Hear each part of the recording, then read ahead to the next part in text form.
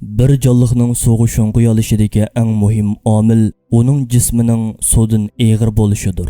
Bu prinsip bo'yicha bo'lganda eg'irligi oran 40 gram, jug'i 18 sm keladigan bir béliqalghuch har qitim suvga o'zini otganda suv yuzida laylab qolsa va suvga sho'ng'iyolmaganligi uchun baliq tutanmasi bo'ladi. Lekin buning dal aksicha béliqalghuch har qitim suvga o'zini otganida nihoyat ustalik bilan suvning ostidagi nishonni tutib oladi.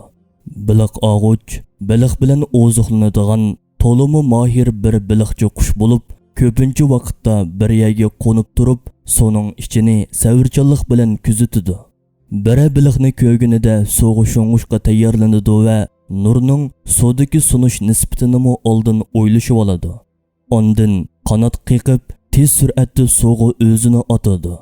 Nishondagi baliq suv yuziga yaqin bo'lsa, uni nihoyat osonla tutib oladi. Ammo baliq sal cho'nqurroq suv qatlamida bo'lib qolsa, qanotlarini yig'ib suvga o'qday sho'ng'iydi. Béliqalghuch bu harakatlarni qilchi ikkilanmasdan xatosiz bir shaklda nihoyat ustalik bilan o'rindaydi. Hatto ba'zida bir qitimda birdan ko'p baliq ola oladi. Béliqalghuch soatiga 90 kilometrga yetadigan tezlikda suvga sho'ng'iy oladigan bo'lib, mushu sur'at bilan suv yuzidan 60 sm cho'nqurlikdagi o'ni tutgandan keyin yana sho'ng'igan yerdan oqisiga qaytib, qanotlarini paloq qilib suv yuziga chiqadi. Béliqalghuch o'ni qochirib qo'ymaslik uchun vaqtni nihoyat inchga hisoblaydigan bo'lib, uning suvga sho'ng'ib qaytib chiqishi 3 sekundda tamomlanadi. Béliqalghuch mushunda qisqa vaqt ichida o'z bo'yining 414 hassiga teng bir musofani bosgan bo'ladi. Bu ahvol uning bir urush aeroplaniga o'xshash tez sur'atda harakat qiladiganligini ko'rsatadi. Béliqalghuchning bu qilganlari insonlarnikiga selishtirilsa, insonning 3 sekund ichida 26 metr cho'nqurlikqa sho'ng'ib, u yerdan bir itning cho'nqurligidagi bir o'ni tutib, suv yuziga qaytib chiqqanidek bir ish. İnsonni gangirtib qo'yadigan bu ma'lumotlarga ega bo'lgandan keyin endi mono savollarimizga javob izlab boqayli. Uchish, sho'ng'ish va o'vlash odatda bilim, ta'lim tarbiya va tajriba talab qiladigan qiyin bir ishdir.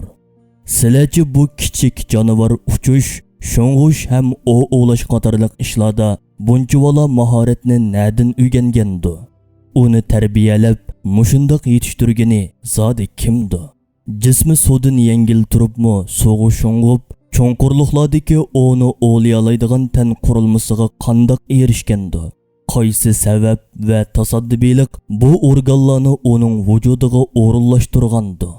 Odatda nurning havodagi sunish nisbati bilan suvdagi sunish nisbati farqli bo'lg'achqa, béliqalghuch nishonlagan baliq amaliyotda ko'ringanidan boshqa joyda bo'lgan bo'ladi. Optika bilimidan xabarsiz bir qush bu fizikalik masalani qandoq hal qiladigandir? Qaramoqqa kichik, ammo san'at nuqtasidan buyuk ham qaltis bo'lgan béliqalghuch har bir harakatida bizga o'zini yetishtirgan va san'atida aqllarni lol qiladigan Allohni esga silayotgan yerda bu qushning borlig'ini tasaddibiliklar bilan tushuntirishga urinish faqat aql va logikadan mahrum kishilarning ishidir.